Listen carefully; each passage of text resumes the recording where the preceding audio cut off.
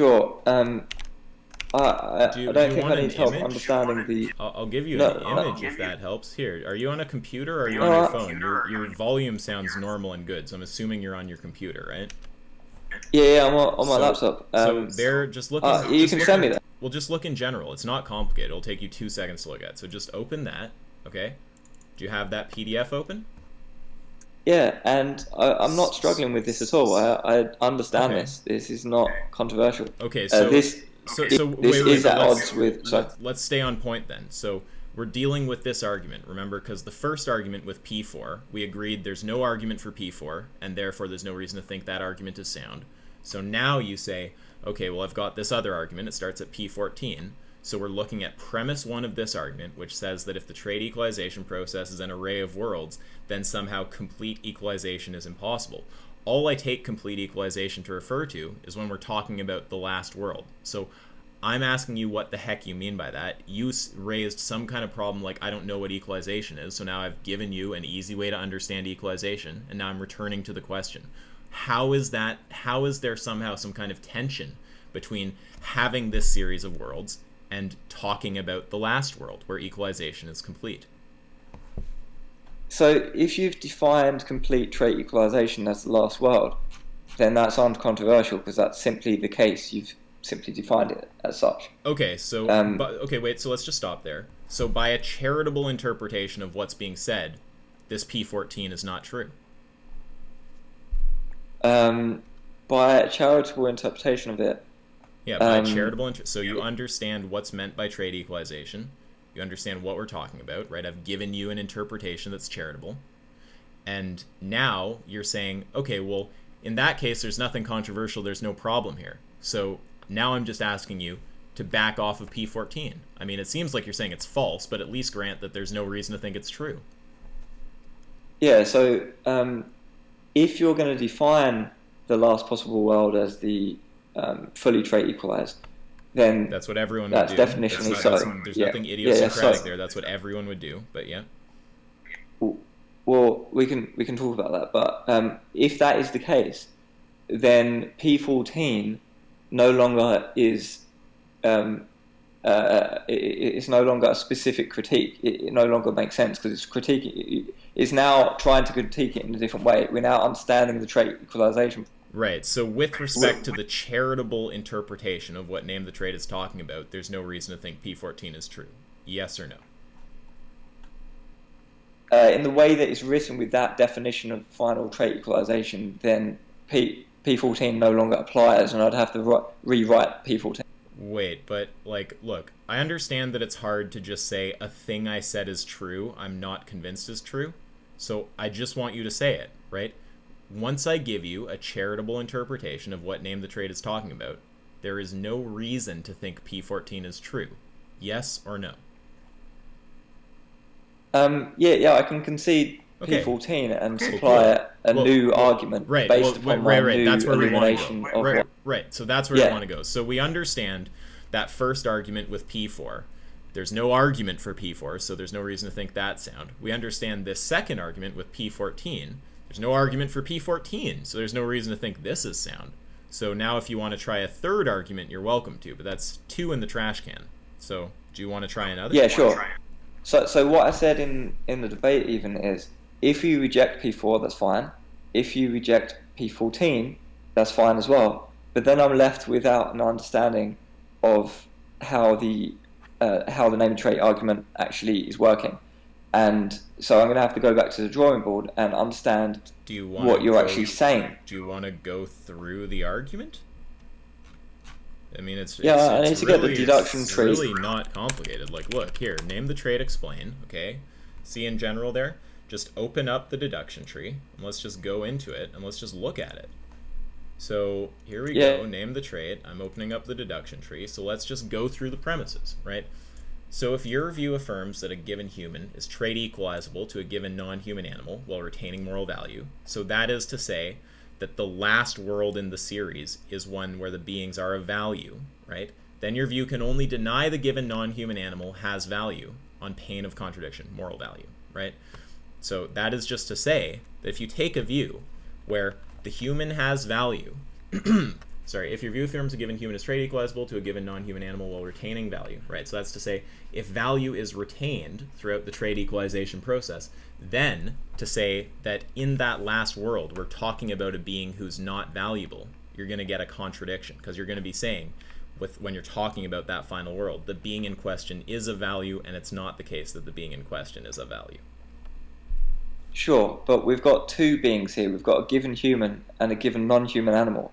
And so the given human is being trait equalized. So that's why your original illustration of this from Veganimation, that was P4. But you've somehow replaced that or upgraded that with the new. One second.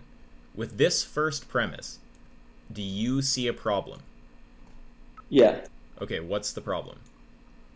You've got two identities, given human and given non-human animal. Okay, right, and just be clear, so the given human, we're talking about the first world in the series. The given animal, we're talking about the last world in the series. So we've got a human at the start, we've got an animal at the end. Sure. So what's the problem? Okay. Oh, hold on, I need to read it with those words in place. If your view affirms the first world is... Wait, why are you changing the wording? ...able to be the last world? That doesn't make sense. No. You're doing weird, sketchy sophist shit. If your view affirms I'm not trying to be sophistic here. Is trait equalizable to a given non-human animal while retaining moral value, then your view can only deny the given non-human animal has moral value on pain of contradiction. So that is to say that if value is retained throughout the whole series of worlds, to then say that the final world doesn't have value is going to produce the contradiction that that final world, the beings in it, the Holocaust taking place in it, is wrong, and it's not the case that it's wrong. Or they have value, and it's not the case that they have value, however you prefer to frame it.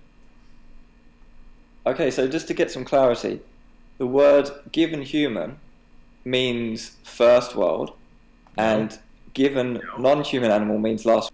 No, the given human is talking about the being in the first world.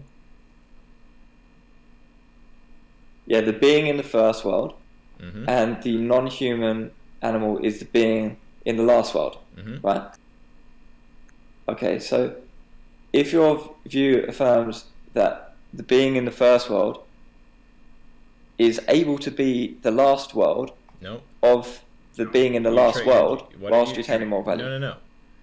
If it's the case that value is retained, right? So just look at that image that I gave you a minute ago of the possible, well, I mean, yeah, the word possible is going to invoke metaphysics, so I just talk about a series of worlds.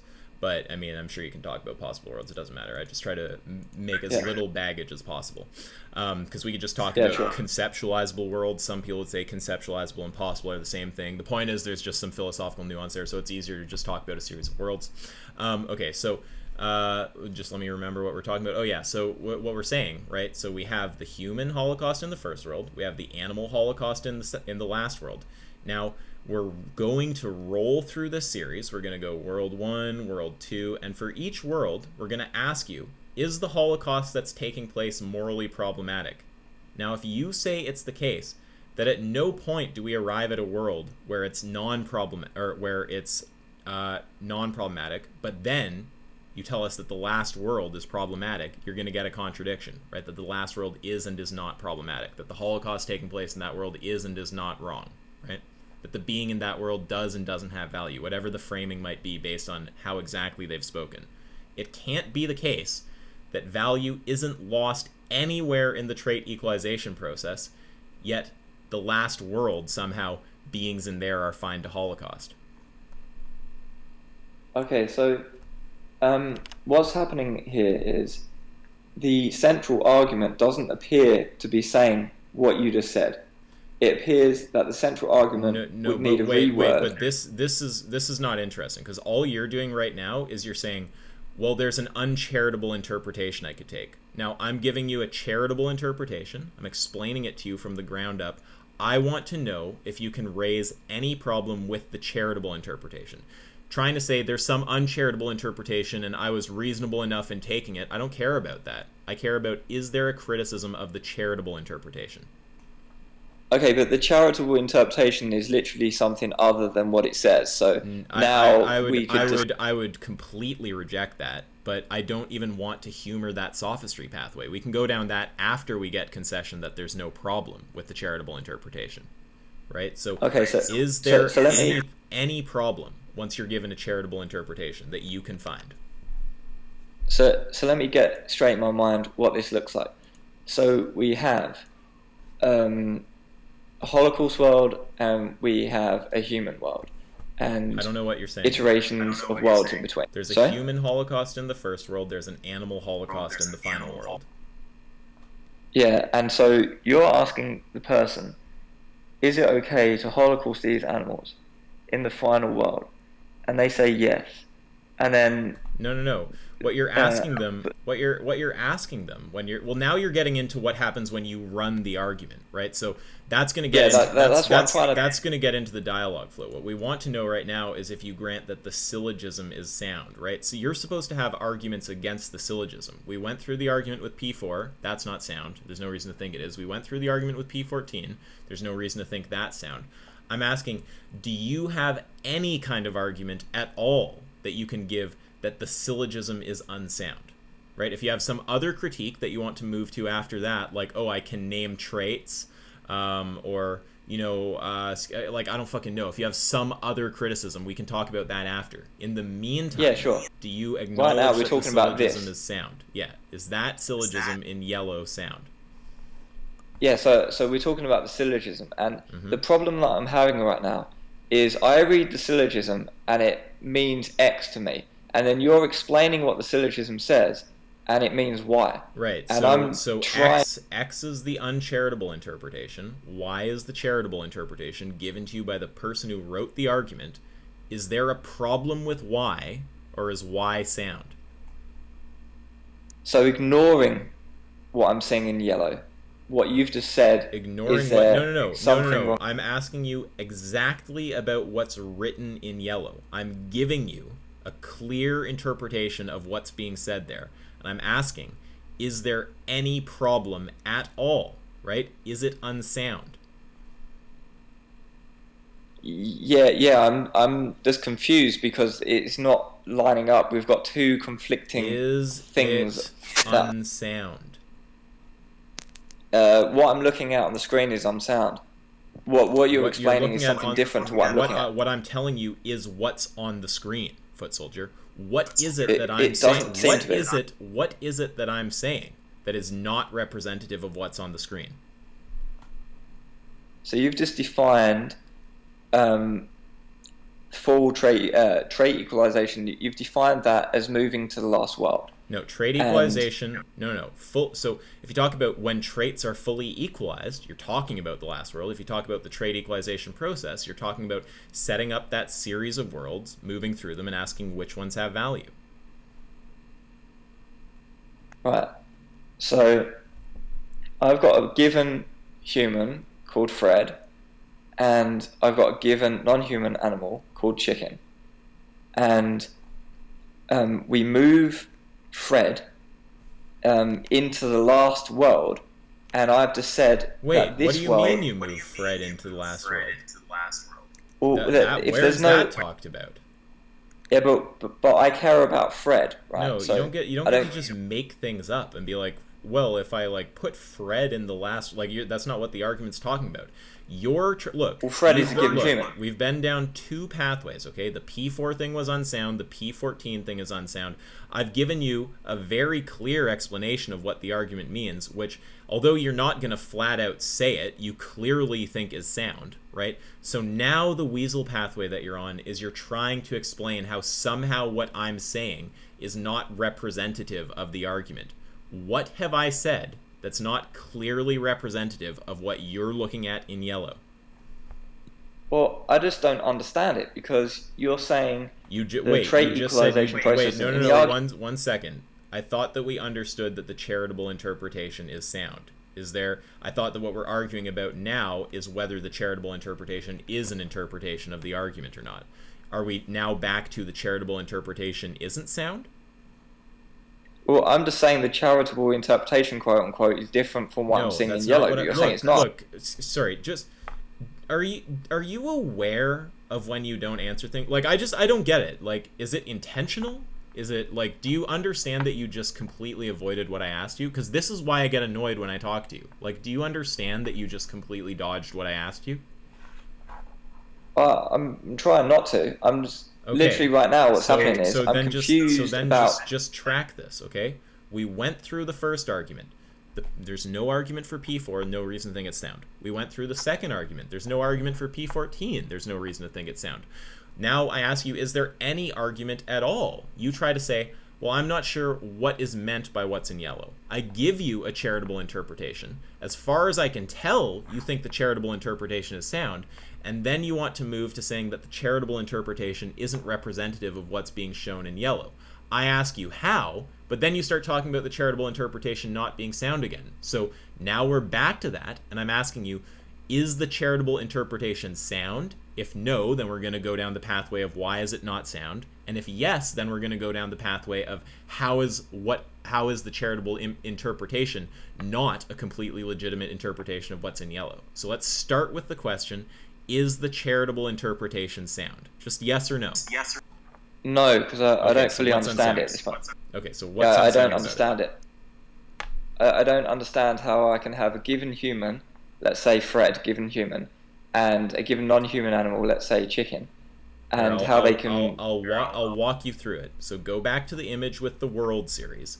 Do you understand that if you say, world 1 has value, value is not lost anywhere in this series, world 5 doesn't have value, that there's an implicit contradiction there?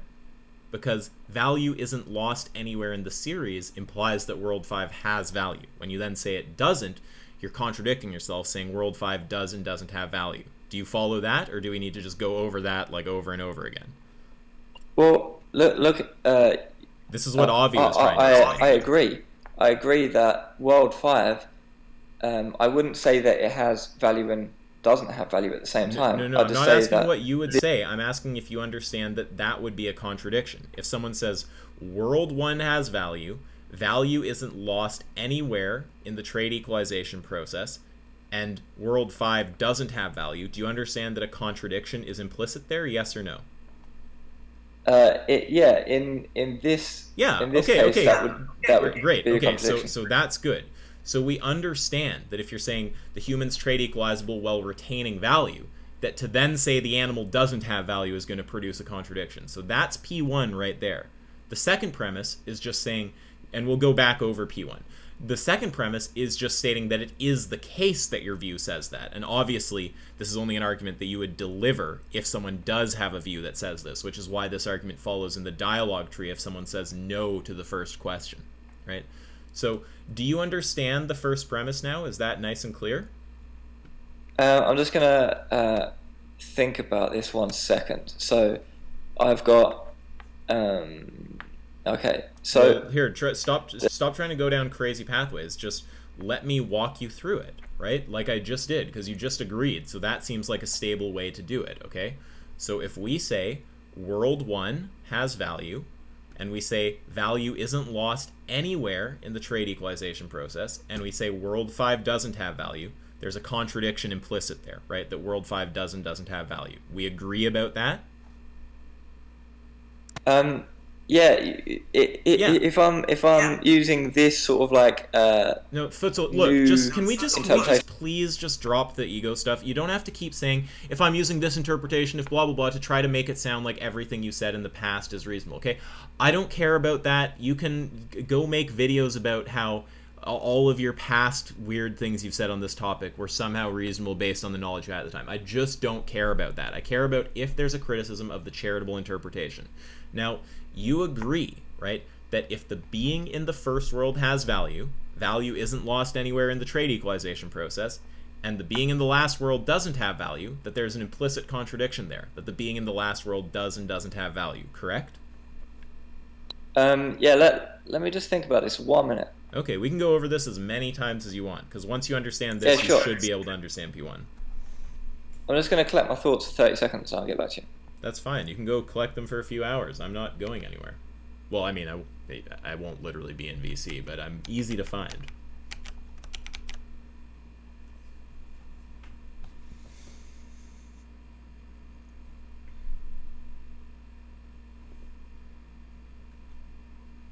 Here, let's let him think for a minute. Does anyone else have anything they want to say? If people are distracting you by talking, you can just deafen Footsoldier. Does anyone else have any questions or comments or anything about what we're talking about? I have a question real quick. Yeah, Maybe you what's can up? explain it to me.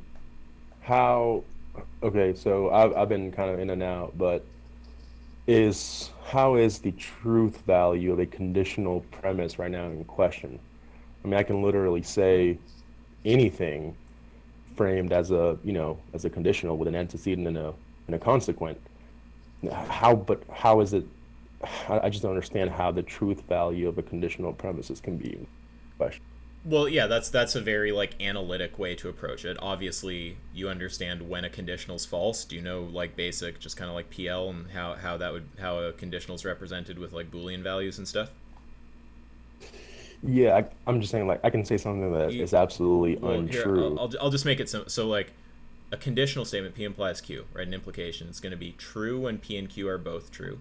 It's going to be true when P is false and Q is true. It's going to be false when P is true and Q is false. And it's going to be true when P and Q are both false. So the instance that would show that the conditional is false is if you can establish that P is true and Q is false. So if he wanted to falsify the conditional in the first premise, what he would want to do is show that it's possible for P, your view affirms a given humanist trait equalizable to a given non-human animal while retaining moral value, to be true, and for your view can only deny the given non-human animal has moral value on pain of contradiction, to be false. That would falsify the conditional in the first premise. Does that answer your question? Because that would be like if do you have you looked at a truth table for a conditional statement? Like a Yeah, I conditional was is just the gonna thing that say. makes a conditional false is if the P, which is the antecedent, is true and the consequent Q is false. So if he wants to say that that conditional statement is false, he would just have to establish that there's a case where P is true and Q is false. Is that all nice and clear?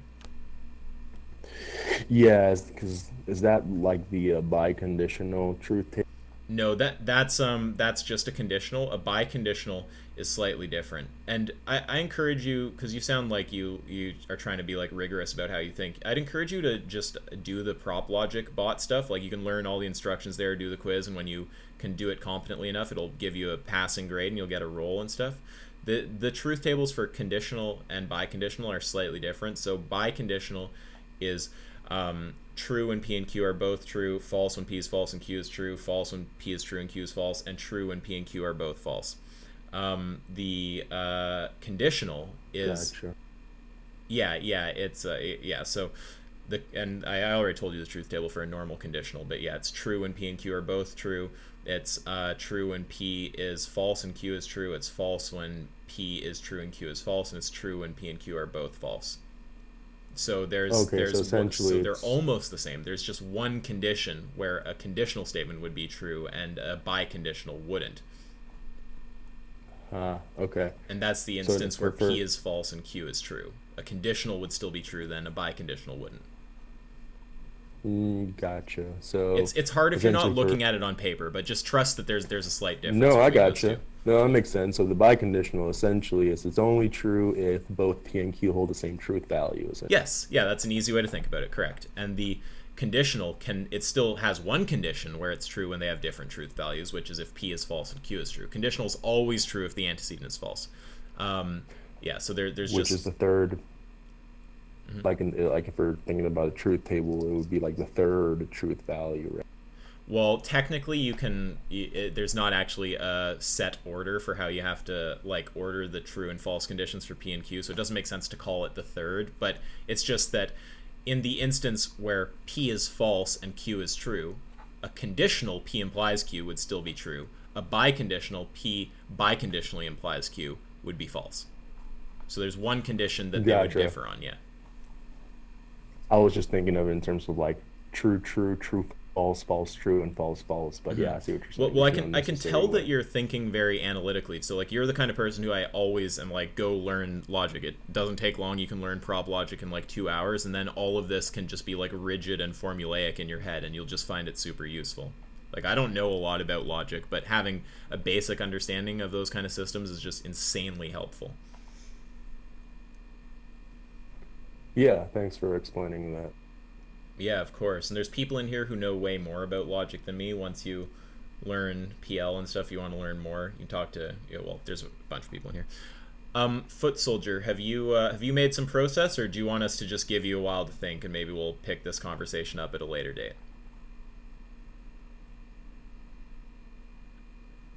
Okay, I think he's stepped away. Hello? Yeah. So, did you think up whatever you're trying to think up, or do you want to pick this up some other time? Yeah, I thought about it, and I think the confusion came from the way that I'm visualizing the trait equalization process. And this is why I've always said in my videos it's a proprietary process, which I'm not sure how it works. Look, I don't mean to be rude, okay, because I think you're making a good faith effort, at least partially right now. So if you have some explanation of how you got to this confusion, and you're like, oh, here's the interpretation I'm going off of, it wasn't that unreasonable that I got to this interpretation, I can now see why it doesn't make sense, like, that's all fine, we can talk about that after. But the thing I want to establish in the meantime is whether you think there's any problem with the argument under a charitable interpretation.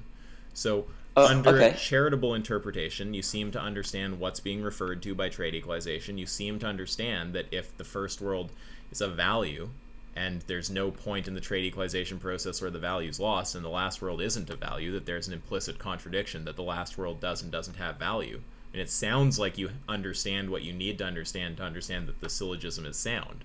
So is there something you don't understand? Do you still think it's not sound? What's the issue? Yeah, so the issue is what you've just described, I've got no problems with. Okay. But that doesn't appear to be just to be clear, what is written. Just to be clear, when you say you have no problem, what you mean is it's sound. Can we just be perfectly clear about that? It's sound? Well, I don't have an accompanying formalized argument for it which I can scrutinize, but what you've described seems to be legit. Right. Well, I mean, do you want me to write up a formal argument? It'll just take like a second. Like I would just be writing the same thing with different words. It's just exactly what Avi did last night. It needs to be completely rewritten. What is written in yellow doesn't represent what you just said. Wait, no, but now all you're trying to do is you're trying to go. So there's two things, right? So you want to go down this pathway of the interpretation I'm offering that's charitable is fine, which I take to mean sound, but it's not representative of what's in yellow. So there's two different criticisms there, right? The first is one where you say that the charitable interpretation is sound, but it's not what's in yellow. The second is where you say the charitable interpretation isn't formalized, so I don't even know if that's sound. So do you want me to, like, I mean, I guess I could either generate a formalization using different words, or I could just walk you through how the yellow is represented by what I just told you. I think the latter is going to be easier, because that'll kill two birds with one stone, to use a non-vegan metaphor. So yeah, let's just do that. How is what's written in yellow any different than the interpretation I just gave you? Because the thing in yellow... No, we should establish the soundness. Let's just establish the soundness. So if it's the case that the being in world 1 has value isn't lost anywhere in the process, and then if it's the case that the being in the last world doesn't have value, we've got a contradiction. Is that, and it's just modus ponens on that implication, is that going to be sound? I can write it out if it's too much to, like, sometimes it's actually fair enough hard to keep arguments in your head right all at once. But the implication is just what I walked you through with that world series, right? If the first world is of value, and value isn't lost anywhere in the trait equalization process, and the last world doesn't have value, then you're going to get a contradiction. So we'll say if the first world has value, and value isn't lost anywhere in the trait equalization process, then saying the last world doesn't have value produces a contradiction. Do you disagree with an argument in modus ponens form framed around that implication? Or would you grant that that's sound? Yeah, I'd grant that that's sound, but it's we're talking about the worlds, and we're not talking about the thing that I value. So we're no longer talking about the thing that if my phrasing was imperfect, that's fine. We're talking about the beings in the world. We're just talking about if the Holocaust taking place in that world is morally acceptable. Or we can talk, like, the thing is, with Name the Trait, based on what someone says, you can actually just swap these words out. You could talk about whether the beings have value. You could talk about whether they have sufficient value that it's wrong to murder them. You could talk about whether the Holocaust is morally appropriate. That part doesn't really matter, right? Whatever you're referring to, it's just, if it's the case that you have, that it's okay, or that it's morally approved of, whatever exactly it is in the first world, and then it's also that the moral approval doesn't disappear anywhere in the trade equalization process, and it's not approved of in the last world, then you're going to get a contradiction. It doesn't matter if we're talking about, holocausting beings, whether the beings have value, whether they have sufficient value not to be holocausted, whether object one is liftable, right? All of that, it's all the same. It's just fitting into this general formula of, if it's the case in the first world and it doesn't change from being the case in any of the other worlds, but it's not the case in the last world, then you'll get a contradiction that it is and isn't the case in the last world. So if we frame a modus ponens argument about the being in the world having value, framed around that implication, is that going to be sound? It sounded like you said yes, and then you just raised the problem about, are we talking about the being or the world? Let's just say we're talking about the being for simplicity's sake. Okay, but then that's where the problem is, because if we were talking about different worlds, there's no retention of what I value. I value the first being, and you're just giving me new beings. Okay, hold on, Oscar. I think I can explain this. So in the multiple worlds diagram that you've sent me and the explanation you've given, that's sound. Okay. However, good. Yeah. However, I don't find there to be any potency in presenting me with an animal I don't value and saying, this is a different critique. This is a separate critique. I've just granted you the validity. Okay, well, what I want is for you to grant the soundness, and for you to grant that the interpretation I'm giving you is an interpretation of what's written in yellow. And if we get through that, then you can go to other critiques about, like, I can name traits that make it impotent or something like this. Right? We don't want to get almost to concession on this and then move away from it and then have you later saying, like, I think the argument's unsound. Like, it sounds like we're right on the verge of you just granting that it's sound, which I didn't think we would ever get there. So this is, like, very good in my view. So do you still want to try to say that the interpretation I'm giving somehow isn't an interpretation of that argument, or do you just want to grant that it is and then move to some kind of other criticism? No, what I'd say would be, what you've just described, I don't have a problem with, but that is something different to what's in yellow. Wait, but sorry, I'm getting a bit triggered by the phrasing. I'm not asking about problem with. I'm asking, is it sound? What I'm describing is an argument, premises, and a conclusion. Yeah, to be more specific, I'm going to grant you that what you've just spoken over VC, is sound. I'm going to grant that. Okay. But I'm going to say that. Now, wait. Before we go to another critique, I just want to understand. Do you think that what I'm saying is somehow not an interpretation of what's written in yellow, or is it an interpretation of what's written in yellow? I'd say, for my understanding of the English language, it's not an interpretation of what's written in. Okay, so what part is not an interpretation of what's being written in yellow? So in yellow, we're talking about a given human. We're talking about a being and another being. Mm-hmm. And we're talking about equalizing the traits of this being. And then we have an identity of this being. This is what Bryn was talking about, nominal identity. We have a nominal identity of this being moving through the possible worlds, of the different iterations through the possible worlds. And I can say, well, look, I value this identity of it, right? So that's what I'm saying. So then it's not a contradiction.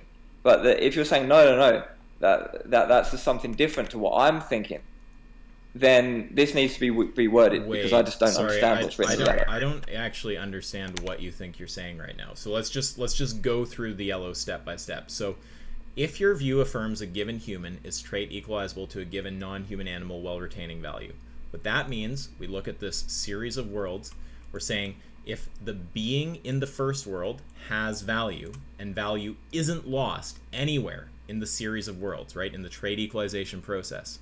Do you follow just that much? It's just an if. So if the being in the first world has value and value is not lost anywhere in the trait equalization process. That's the same as saying if your view affirms a given human is trait equalizable to a given non-human animal while retaining moral value. Do you see some kind of distinction there? Yeah, sure. So the distinction is when you're saying a given human, you're pointing to an object and you're saying this given human. And then you're saying that this somehow, like this is the thing that I value.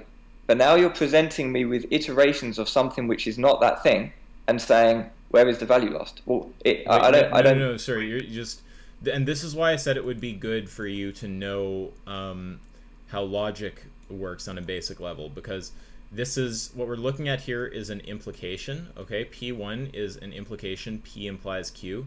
Now, this isn't a gotcha, but if I asked you to actually isolate P and Q, would you be able to? And the reason I ask this, in case you think it's just a gotcha, is because you seem to not be understanding as I separate out the argument and describe to you as how the different propositions contained in the argument are equivalent to what I'm describing when I walk you through that trait equalization diagram. Right, I'm not sure if you're tracking which parts of the argument I'm referring to. So would you actually be able to tell what P and Q are in the first premise or not? Yeah, sure. Well, I would think that P would be everything before the then, and the Q would be everything after the yeah, then. Well, close. So everything before the then, except for the if. The if isn't part of the proposition P. Yeah, sure. Yeah. Okay, so let's just look at P. So your view affirms a given human is trait equalizable to a given non-human animal while retaining moral value. So all that's saying, your view affirms that a given human, okay, so that's the human in the first world, in world 1, is trait equalizable, right? So that means we set up a series of worlds, and there's some world at the end, to a given non-human animal, right? That's referring about the being in the world at the end. While retaining moral value. That is to say, value isn't lost anywhere in that series of worlds. So the first premise is just saying, if it's the case that the being in the first world has value, and value isn't lost anywhere in the series of worlds. Do you follow that so far? Hold on. So, thing is, the worlds in between are new beings. It's not the given being. They're new beings. Yes, they're new, correct. But I just I'm not. That's fine. They're P prime, P prime prime. That's fine. What I'm asking is so right now, right?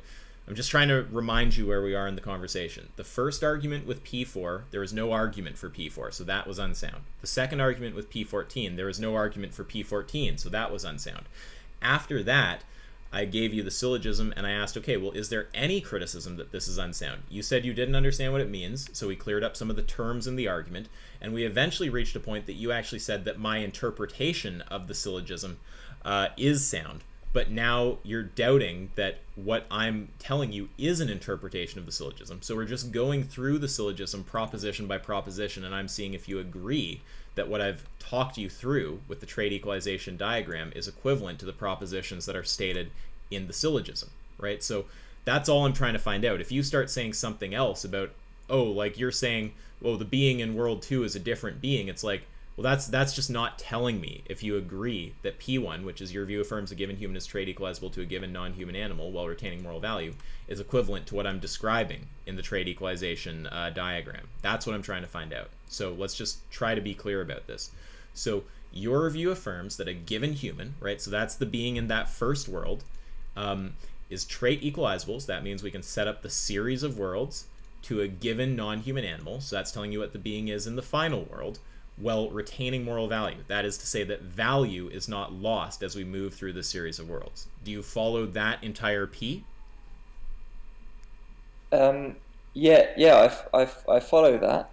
Okay. Yep. But I don't. Okay, so retaining is something that I'm thinking about. So retaining moral value. So I value being A, and then we're setting up various different worlds, and it gets to the last world, and then it would be contradiction. Hold on. Is the thing you're trying to say that it's not the same being, so how's it retaining something? Is that the criticism you're trying to raise? Yeah, sort of. Yeah, it's not even the same nominal identity. Right. So it's just different. That's just not understanding how the argument is, or how the wording is being used, right? So what we're talking about retaining is your evaluation that the thing in question is wrong, right? So if I show you a bunch of different things, we're wondering if you retain, let's say we could talk about, do you retain a state of happiness as I put you in a bunch of different situations? Maybe I put you in a party. Do you retain a state of happiness? Maybe I put you, in a cab talking to an Uber driver. Do you retain a state of happiness? So what we're asking about is if that evaluation that the world you're looking at, whatever it might be, has value, is retained. That's what we're asking about. So that's what's meant by what's meant by retained. It's just like, as we show you the next world, do you retain the view that the thing you're looking at, which is now a different thing, that's correct, has value? Sure, but it could. Okay. Yeah, no. Okay, right. I'm gonna agree. Okay, that's fine. I agree. That sound hit. Well, that's not a thing that can be sound. That's sound is a property of arguments. But so there was some trouble. Yeah. So I just mean there's nothing wrong with that part. Okay. No, that's fine. I think we're making progress. So I'm in a good mood now. I think that we're doing well here. Okay, so we understand P is totally coherent to you. You understand what P is talking about, or do you want us? We can spend more time on it if you don't. Sorry. The antecedent. Okay. Yes, the antecedent. Yes. Yeah. So the. Sure. Let's move on to the consequence. So your view can only this is the thing. I'm happy to move on, but I just want to get agreement before we move on, because the reason we're spending so much time on it is to make sure that you agree with everything that's being said. Because I'm sure because you've debated a ton of people. Oftentimes, if you walk someone through a thing and you get kind of half-hearted agreement, then if the conclusion is something they don't like, they're going to go back and say there's some kind of problem. So I'm just trying to make sure that we're really on the same page as we move through this.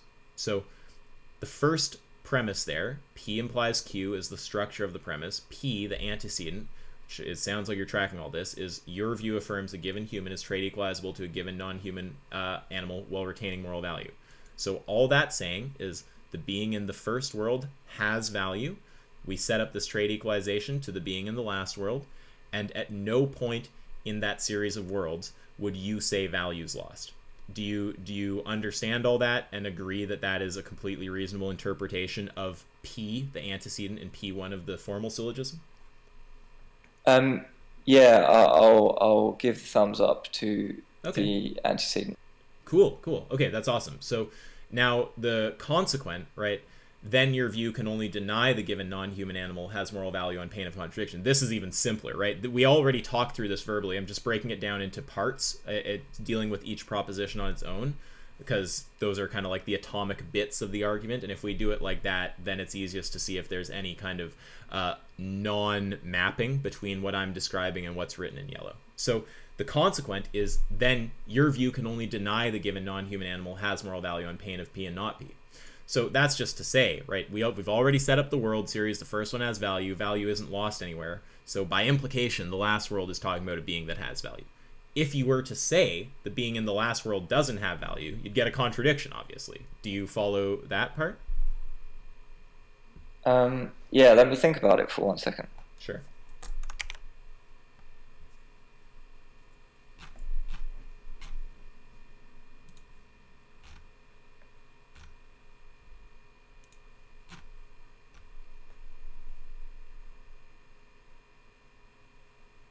Yeah, I'm not sure. Hold on. Yeah, that's fine. Take your time. We can always pick up later too, if you want to go do shit. I don't think you intended to be in here for this long. Yeah, I was only going to cook dinner, but if I'm interested in talking about something, and I'll just do that. Well, I mean, I'm always around. I think the argument is clearly defensible. I've been doing it for years, so I'm easy to find. You can always come back if you want to go make food or something.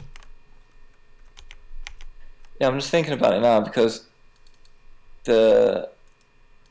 because this new explanation of it. Well, wait. I do have a problem with the phrasing. The explanation isn't new. You can say new to you if you want, but I wouldn't say new as in hasn't been described before, because this isn't something I'm just making up right now. This is a very standard way to describe the argument. So it's a nitpick, but it's not new, right? It could be new to you. That's fine if you haven't somehow heard me talk about this. Sorry, continue though. I didn't mean to cut you off. Well, what I'd say is it's new in the sense that the veganimation animation seemed to be something other than what you're proposing. Well, that's just what that is showing, which, like, the only reason I'm even going down this road with you right now, normally I would not even humor this because I'd want it to stay on point, but you seem to be, like, trying, honestly, to, like, stay on point right now, so I don't mind talking about that for a second. What that animation is showing is it's showing the world that's changing, and then it's showing the last world beside it, right? It's not saying they simultaneously exist at the same time and there's two objects or something, whatever fucking crazy sophistry PP and SS and Magnus and those people have got you on, right? All it's doing is it's showing the last world, and then it's showing the series of worlds changing beside it. And then eventually it shows that you've reached that world. Okay. Okay. Yeah, I still have issue with the fact that it portrayed it in a way where it looked like a metamorphosis of given human, and so you had the given non-human animal on the right and the given human. Wait, I'm lost. When you say it, are you talking about that animation? Yeah, I'm talking about the veganimation. Sorry, I wasn't sure what you were talking about. Okay, sorry, continue. It appeared as a metamorphosis, and that was the whole idea behind the P4 of the syllogism, right? Or of the polysyllogism, because I just didn't know what the fucking trait equalization process was. And when we live debated before in that ridiculous troll stream when my mic was fucked up, that I was trying to ask you, well, what the fuck is it then? Like, I was trying to get clarity, and I never got clarity. So the polysyllogism was supposed to be P4. Well, if it's that, then this, and if it's that other thing, P14, then maybe there's something else. And now we've got clarity that it's not a metamorphosis.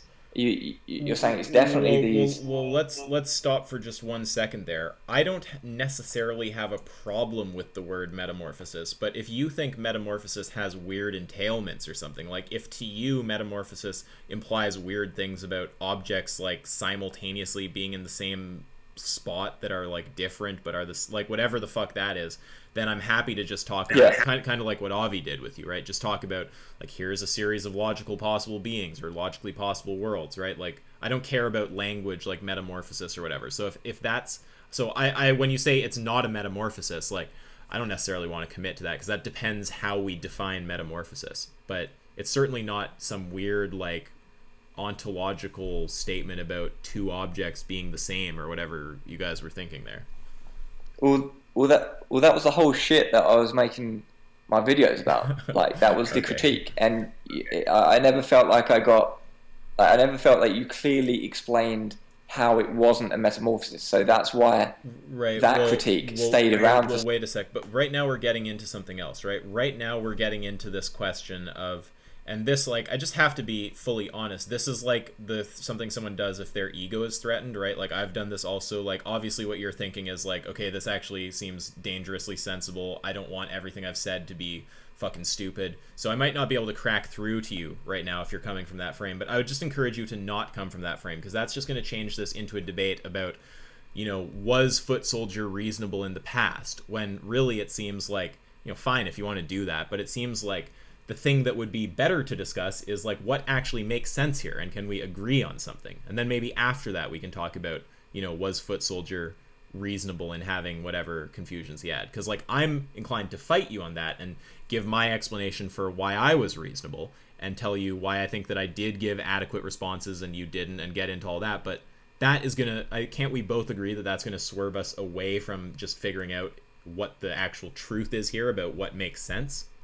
Talking about the past and if you were right or not in your critique, or if you had justification for like the kind of beliefs that you had or whatever. That's just a different question. Like, let's just agree to disagree on that for the meantime and talk about if the argument is actually sound. Sure, but my point there was I had like 3 videos graphically depicting exactly what I'm saying now, and you just wrote me off as a sophist, and you didn't actually say no. Look, but it's not metamorphosis. But you have to appreciate that right now you're taking the discussion into another place, right? I'm trying to avoid going. Yeah, sure. Sure, I didn't think so this let's was a formal debate right now. I was just talking to you. Wait, but you always say that kind of shit about me, right? Like, look, just pretend I'm a bit autistic, okay? Maybe I just think differently than you. It's not that I'm here sitting here thinking, oh, formal debate Footsoldier. I just generally care about like tracking things clearly, making sure we're on the same page, and I can tell that a discussion about whether you were justified in thinking the things you thought is a separate discussion than whether we actually agree about a charitable interpretation of the argument making sense. And I think the latter is just like obviously the better conversation app. If we want to have the hash out about who's to blame or something, let's do that after. Yeah, sure. I'm just explaining why I was confused with that interpretation, and that's the interpretation of the yellow that I'm seeing. But now you're explaining it in a different way, using different words and different definitions, and I'm trying my best to go along with that and see from your perspective, and I think I'm understanding. But there's things you're saying there that are making me have to reply, because like I want to say things like, no, there's not a different description, right? Maybe you're just understanding it now, right? So like I have an angle on that too, and I'm trying to resist falling into giving my angle on that and instead just focus on the topic, right? Which is difficult for me right now. So let's both try to do that, so I don't have to struggle to not get baited into discussing whether you were being reasonable or not. So now we agree that P seems to be totally coherent. We agree that Q seems to be totally coherent. And you seem to actually agree that P implies Q is coherent. And in fact, I'm not sure. I should use the word true there, but sorry, go ahead. I'm not sure if P implies Q here in P1. Sure. And that's what I've got to think about. Maybe I should get dinner, think about it, and I'll come back to you after dinner. Okay. Because I'm hungry and my brain is, I've got brain fog, so I'm fucking hungry. That's fine. And so I'm gonna make dinner, have a look at it, and I'll come back to you in maybe an hour. Okay, now I won't be here in an hour because I've got I actually will be here, but I'll be talking to a guy. So there's like a patron I need to speak to about. Did you see that Tom Jump shit? Yeah, I thought I read the Malpass response that you posted there because I was interested in that, and I think Malpass made some really good points there. And I thought I'm not an objectivist anyway, so I thought that was an interesting conversation. I thought the debate etiquette was questionable, but I sort of agreed with there doesn't seem to be any glowing orb of objectivity hovering around in the air. Yeah. So I've got to talk to a guy about that. So I won't be around in an hour, and I probably will maybe be around later tonight, but like just if it's not today, I'm easy to catch in here, okay? You can just come in and see me on voice or just ping me, and if I'm free, I'll hop on. I'm usually at school in the mornings. I'm in Eastern time, but like you'll be able to catch me easily if not today. I'm just going to give you a final thing to like think about just when you're trying to puzzle this together, okay? So we understand that P, your view affirms a given human is trait equalizable to a given non-human while retaining moral value. If we walk through that, all we're saying is your view affirms a given human, so that's the being in world 1, is trait equalizable, so that means we can set up the world series with a given non-human animal. That means the being in the final world is the non-human animal. While retaining moral value, that means that value isn't lost anywhere in the process, right? So that's P, we understand all that. And then Q is your view can only deny the non-human animal has moral value. So that's saying your view, you can only tell me that last world, the being in there, doesn't have value if you want to contradict yourself. So P implies Q. All that's telling you is like, if you set up that world series, the first one has value and value isn't lost anywhere, then you're going to get a contradiction if you say the being in the last world doesn't have value. And name the trait is just a modus ponens on that implication. So you don't have to reply to that right now, but that's what I'd ask you to think on. Yeah, sure. And I'm going to think about it. Sorry?